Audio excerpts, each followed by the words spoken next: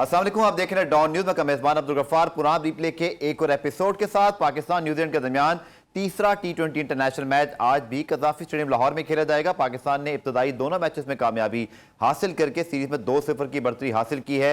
बाबर आजम जनाब एक बड़े वर्ल्ड रिकॉर्ड के करीब हैं। अगर वो आज का मैच जीतते हैं तो वो T20 इंटरनेशनल क्रिकेट की तारीख में बतौर कप्तान सबसे ज्यादा मैचेस जीतने वाले कप्तान बन जाएंगे। पाकिस्तान की क्या हिकमत अमली होनी चाहिए, और इसके साथ साथ जो पाकिस्तान का इस वक्त आप कह सकते हैं डिबेट चल रही थी कैप्टनसी की, उसकी तरफ दोबारा आते हैं कि कुछ 2 मैचेस जीतने के बाद कोई फर्क पड़ा कि नहीं पड़ा। मेरे साथ रोज की तरह मौजूद है पाकिस्तान न्यूजीलैंड सीरीज में the flame point Tanveer Ahmed. As expected I think ये बड़े अरसे बाद ऐसा हुआ है कि हमने शुरू में हम भी पॉजिटिव थे कि नहीं हमारी टीम तगड़ी है, फुल स्ट्रेंथ पर है, हम डोमिनेट कर सकते हैं।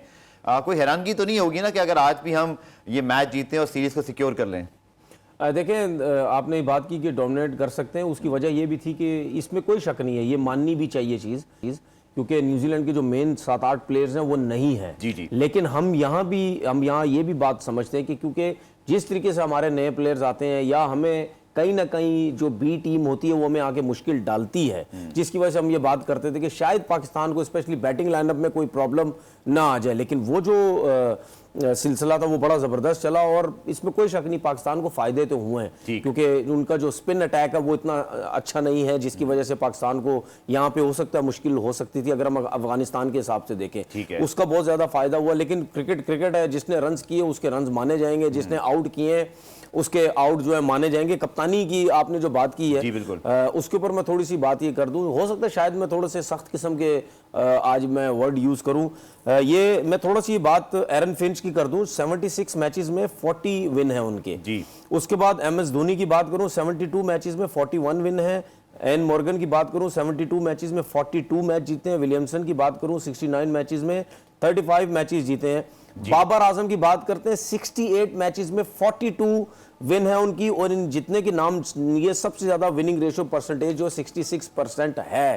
ठीक है, मैं ये उन लोगों को बता रहा हूं जो मतलब गंदी घटिया किस्म की सोच रखने वाले लोग हैं, जो कहते हैं कि जी कैप्टनसी से इनको हटाया जाए। ये उन लोगों के लिए वो टोटल एजेंडे पे काम कर रहे हैं। उनको ये नहीं है कि बाबर आजम की, अब मुझे ये बताइए, तो बड़ी खामोशी है। नहीं, खामोशी नहीं है, खामोशी कभी भी नहीं होगी, ये वक्ती तौर पे खामोशी है, ये मेरी बात याद रखना।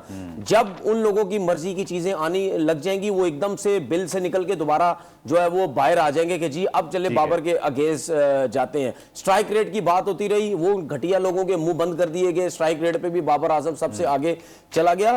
तो बात ये है कि भाई जिन प्लेयरों के नाम लिए कि ये कितने बड़े बड़े कप्तान रह चुके उस पे भी बाबर आजम, उस पे भी। अब मुझे ये बताएं ना, ये जिन प्लेयर्स के मैं कैप्टनसी के मैं नाम ले रहा हूं, इनके पास बहुत बड़ी बड़ी टीमें रही हैं जिसकी वजह से वो जीतते रहे। बाबर आजम की कप्तानी में, बाबर आजम के अलावा अगर हम बैटिंग की भी बात करें, वो बगैर आगे पीछे टॉप बैट्समैनों के बगैर उसने अपना इतना बड़ा नाम बनाया है। बिल्कुल, उसके बाद परफॉर्मेंस भी आउटस्टैंडिंग। उसके बाद उसके पास कोई ऐसी टीम भी नहीं थी। अब जो हमारे पास बॉलिंग वगैरह तगड़ी आना शुरू हुई है, बैटिंग बाबर आजम ने बिल्ड की है 2 साल में। शाहीन, रिजवान, अच्छा आप शादाब की बात करें, हारिस रऊफ की। बिल्कुल, तो इस टीम के साथ इतने मैचेस जीत रहे हो, और अगर आज मैच जीत जाता है बाबर, सही है, तो वो तो सबसे ज्यादा मैचेस जीत जाएगा एज अ कैप्टन। तो मेरे ख्याल में शर्म आनी चाहिए और उन लोगों को भी बात शटअप कॉल देनी चाहिए कि भाई अब इस चीज को बंद करो कि ये चीजें अब नहीं होनी चाहिए। चलिए, कैप्टनसी के ऊपर हम जरूर बात करेंगे। मेरे पास बहुत सारे सवाल है जो कि नजम सेठी साहब का मैंने इंटरव्यू,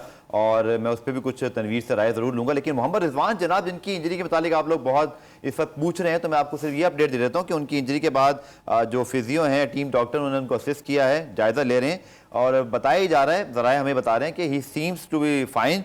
लेकिन जो फाइनल डिसीजन है वो होना चाहिए उनका होगा टॉस के मौके पर। तभी क्विकली अगर किसी किस्म के भी इंजरी क्लाउड छोटा सा भी है, तो why we are taking risk? या समझते हैं नहीं तीसरा मैच है, जो वो कहते हैं ना कुछ शहर के लोग भी जालिम सन, तो शायद बाबर भी चाहेंगे कि उनका विनिंग कॉम्बिनेशन बरकरार रहे।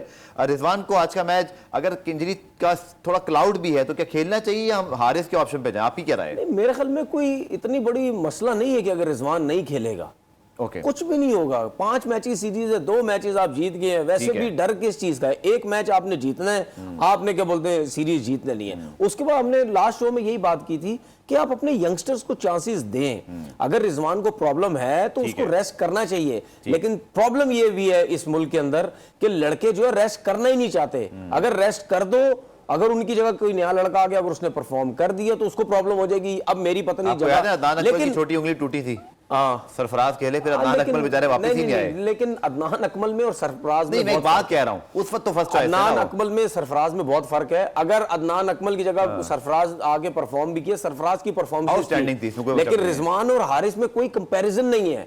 उसके बावजूद भी उनको डरना नहीं चाहिए, उसको खुले दिल से बोलना चाहिए, हाँ जी मुझे प्रॉब्लम है, मैं रेस्ट करना चाहता हूं, आगे भी मैचेस हैं, वनडे भी हैं, 2 T20 और होंगे, आप जाए, इसको पूरा चांस दे। भाई यंगस्टर्स को जब आप पूरा मौका नहीं देंगे तो फिर वो कैसे अपना वो हर चीज दिखाएगा। तो मेरे ख्याल में जाना चाहिए, कोई ऐसा बड़ा मसला। अच्छा, नजम सेठी साहब के मैं इंटरव्यू का हवाला दे रहा था, वो मैच के ऊपर जरूर बात करेंगे। मेरा ख्याल में अगर एक का तब्दीली हुई भी तो एक रिजवान की हो सकती है, क्योंकि आप लोग जानना चाहते हैं। दूसरा शायद अगर ये चाहें तो किसी एक पेसर को रेस्ट करवा लें, हमारे पास एहसानुल्लाह भी मौजूद हैं, हमारे पास इधर नसीम शाह वेटिंग में, और वैसे भी हारिस ने 2 बैक टू बैक मैचेस खेल लिए हुए हैं और अच्छी परफॉर्मेंस भी दिखाई है। Now coming to the Najam Sethi साहब इंटरव्यू, 2 बातें उन्होंने बड़ी इंपॉर्टेंट की। एक एशिया कप के हवाले से थी, वो मैं बाद में बात करता हूँ। कप्तानी के हवाले से उन्होंने कहा देखें इस वक्त ऐसी कोई बात नहीं जो बाबर के अगेंस्ट जाती है, और ना हम ये कह रहे हैं कि कोई इमीडिएट खतरा है। वो कहते हैं कि मैं कोच के साथ बैठूंगा, हम परफॉर्मेंस देखकर तो फैसला कर लेंगे। मेरा सवाल यह था तनवीर कि 2023 वर्ल्ड कप में ज्यादा वक्त नहीं है, ये जो सारी कंफ्यूजन है इसीलिए है कि पीसीबी सीज टू सीज चल रहा है। बाबर ने भी इस वाले से बात की थी, आपको पता है, प्रेस कॉन्फ्रेंस में गुरेजा रहे, वो जवाब नहीं दिया और अनाउंस नहीं किया उनको कप्तान अब तक पीसीबी ने। इसका क्या मतलब है? नहीं, इसका मतलब ये है ना कि क्रिकेट बोर्ड का चेयरमैन खुद प्रेशर में आ रहा है। भाई आप आज का मैच जीते वर्ल्ड रिकॉर्ड बना देंगे। नहीं, आज का कैसा प्रेशर नहीं सर, आज का मैच जीते प्रेशर कैसा? अच्छा, आज का मैच जीते या ना जीते, सीरीज जीते या ना जीते, ये जो मैंने आपको रिकॉर्ड दिखाया है ये टॉप रिकॉर्ड है बाबर आजम का, सबसे ज्यादा कप्तानी में बोल रहे हैं। ठीक है, तो भाई आप क्रिकेट बोर्ड के चेयरमैन हैं, आपके आगे किसी की आवाज निकल सकती है, आप क्यों प्रेशर ले रहे मीडिया का? सही है भाई। बात यह है कि मीडिया का प्रेशर लोग इस वजह से लेते हैं कि सबके अपने अपने मकसद हैं, सही, कि हर किसी को खुश करना है, उसमें से जिसको ज्यादा खुश करना है उसकी बात सुन ली जाती है, तो फिर सारे प्रेशर में आ जाते हैं। अच्छा, ये तो बात ये, मुझे एक बात बताएं, वर्ल्ड कप तक कितना टाइम बाकी है? वर्ल्ड कप 2025 तक एशिया कप है, फिर उसके बाद वर्ल्ड कप है। बाबर आजम को 2025 तक तो आपको छेड़ना भी नहीं चाहिए, क्योंकि ये जो विनिंग रेशो है ये किसका किसी और का नहीं हो सकता भाई। तो बात ये है कि आप हेड हैं, आप शटअप कॉल दें कि भाई 2 से 3 साल तक या मैं जब तक हूं, मेरे बाद मुझे नहीं पता किसी क्या जिम्मेदारी है। मेरे इंटरव्यू में कहा कि आप लोग कंफ्यूजन फैला रहे हैं, मीडिया में डाल दिया, मुझ पर डाल दिया, ट्वीट आप कर रहे हैं। मैंने यही कहा ट्वीट, लेकिन चले बारह उन्होंने ये जरूर कहा कि उनको इस पर कोई खतरा नहीं है। हमारे एक नए कोच आ रहे हैं, मैं उनसे पूछ के, शायद मुझे लगता है वो मिकी आर्थर के साथ बैठ के बात नहीं, कोच कौन आ रहा है? Mickey Arthur. कौन? वो उस पे ऑनलाइन कोचिंग करेगा? अभी तो लाहौर आ रहे हैं 18 तारीख। अच्छा, मिकी आर्थर अगर आ भी रहा है, ये तो शुक्र करे वो आ रहा है। अगर मिकी आर्थर आ रहा है, वो है कौन है? वो भाई टीम डायरेक्टर, हमारी क्रिकेट बोर्ड चलाएगा, टीम डायरेक्टर है वो, कप्तान वो सेट करेगा। तो हमारे जो क्रिकेट बोर्ड का चेयरमैन है, ये जो हमारे पाकिस्तान में लोग बैठे हुए हैं, वो क्या घूमने फिरने के लिए है? मैं एडवाइस लेता हूं ऐसे मामला पे। छोड़े ना यार, अपने ऊपर से चीजें उतार के दूसरों पे डालने की कोशिश कर रहे हैं। मतलब मिकी आर्थर आके जो एक किस्म थका जिसने आगे पाकिस्तान क्रिकेट को तबाह कर दी है।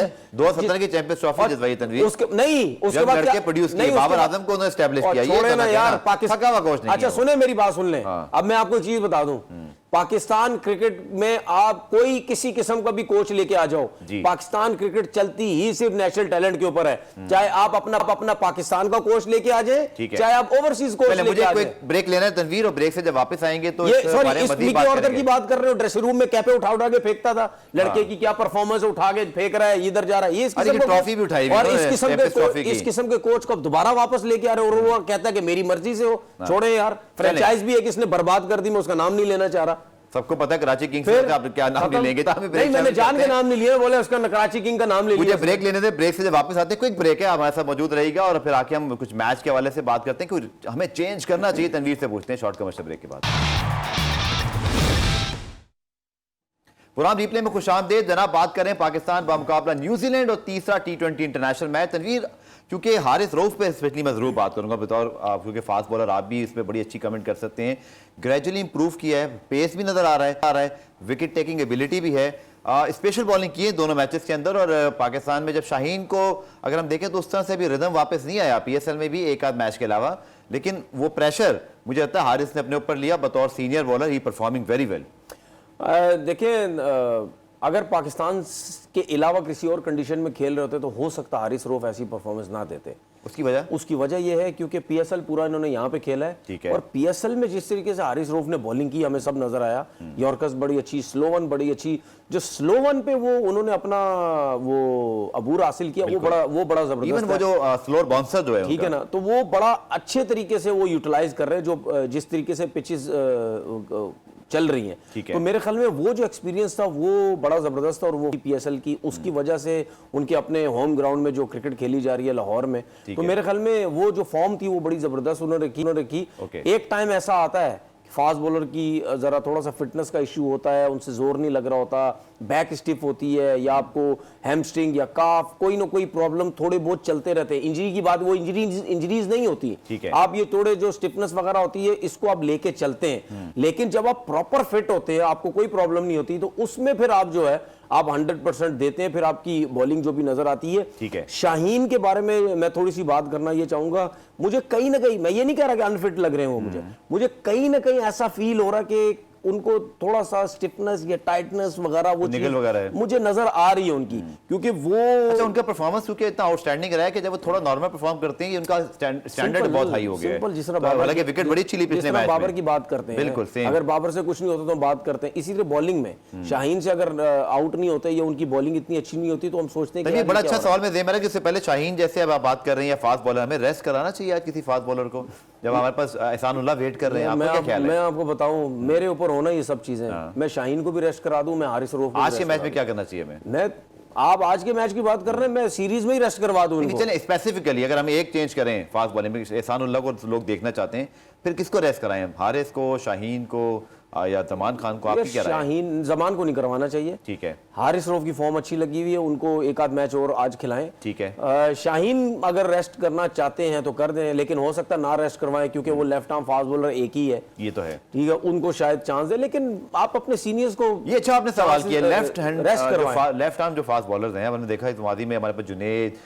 शिनवारी, इसी तरह शाहीन बैक टू बैक आए थे, लेकिन आपने बड़ा अच्छा पॉइंट रेस किया कि अब हमें शाहीन को इसलिए भी खिलाना पड़ता है, स्पेशली इंडिया के बैट्समैनों की कमजोरी है, दुनिया के और कुछ टीमों की भी, लेफ्ट आर्म फास्ट बॉलर कहाँ है? और देखिए मैं क्यों कह रहा हूँ शाहीन को रेस्ट करवाना चाहिए, क्योंकि आपके पास एक ही लेफ्ट आर्म फास्ट बॉलर है, वही अच्छा है। देखिए लेफ्ट आर्म फास्ट बॉलर अगर आप अनफिट हो जाए ना, तो फिर जो बैट्समैन को वन डायमेंशनल हो जाता है, वो एंगल जो है ना वो खत्म हो जाता है। और क्यों नहीं आ रहे लेफ्ट आर्म फास्ट बॉलर? ये बैटिंग अगर सारे राइट हैंडेड हो जाएंगे तो फिर राइट हैंडेड बैट्समैन को प्रॉब्लम ही नहीं होगी। अगर राइट हैंडेड बैट्समैन और एक लेफ्ट आर्म फास्ट बॉलर आपके पास अच्छा है तो वहां से बॉल अंदर आएगा, वहीं एक ही जगह से बाहर भी निकलेगा, तो वो एक मुश्किल हो जाती है बैट्समैनों को। तो आपके पास तो है ही नहीं अगर कोई लेफ्ट आर्म, इसी पे तो हम बार बार बात करते हैं। अच्छा उस्मान शिनवारी भी आए और लगे परफॉर्मेंस उनको इंजरीज का बड़ा मसला रहा है। और आपको सर्किट में कोई याद आ रहा, आप भी फॉलो करते हैं, कोई और है हमारे पास जो शाहीन? नहीं, मुझे कोई नजर नहीं आ रहा। शिनवारी नहीं, शनवारी की तो क्रिकेट अब मुझे लगता है वैसी है ही नहीं, ना वैसी परफॉर्मेंसेस। चलिए आखिर में जनाब बात करते हैं, इमाद वसीम ने इंटरव्यू किया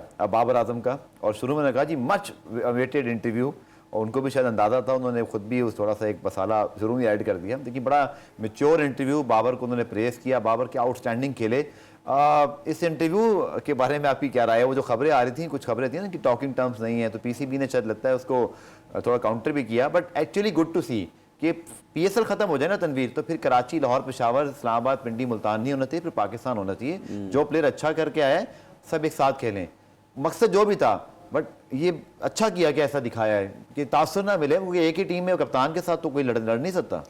हाँ, देखिए आपने देखा होगा पीएसएल में कि एक डिबेट थोड़ी सी छिड़ गई थी जब कराची किंग्स का और पेशावर का मैच हुआ कि बाबर ने, अमाद ने सलाम नहीं किया बाबर को, जी जी, इन्होंने आपस में बातचीत नहीं की। अभी भी हुआ, भी खबर आई कि टॉकिंग टर्म्स नहीं है, और उन्होंने इंटरव्यू करा दिया। मेरे ख्याल में ये इंटरव्यू कराने का सबसे बड़ा रीजन यही था कि भाई पाकिस्तान टीम में आ गया अमाद भी, अब ऐसा ना हो कि लोगों को ये पता चले कि जी आपस में बातचीत नहीं करते, और ये बहुत अच्छी चीज है। अब ये अमाद और बाबर नहीं, ये चीजें आपने देखी इंटरनेशनल लेवल पे भी स्टार्ट हो गई हैं चीजें, चाहे वो लीग्स हों चाहे वो इंटरनेशनल मैचेस हों, जब भी कोई लड़का परफॉर्म करता है, अच्छी परफॉर्मेंस है, दूसरा उसका इंटरव्यू, और दोनों ने अच्छी पार्टनरशिप भी की थी। ये आपके जो कॉम्बिनेशन, ये एक समझ लें टीम का कॉम्बिनेशन बनाने का एक तरीका है, ठीक है, मीडिया हैंडलिंग, ठीक है ना। तो आप इस तरीके से हर किसी को लेके चले, और ये चीजें जो अमाद ने बात की है है तो ये बड़ी ठीक है। बिल्कुल जबरदस्त चलिए बात आखिर में तनवीर, चूंकि एक ही प्रॉब्लम है जिसको हम शुरू में बात कर चुके, अगेन इफ्तिखार को अभी उस तरह की कंसिस्टेंसी उनकी नहीं आ रही, फिर हमारे पास चॉइसेस बहुत ज़्यादा नहीं है। हमने खुश दिल को, आसिफ को, हैदर को भी अब टीम में नहीं रखा हुआ।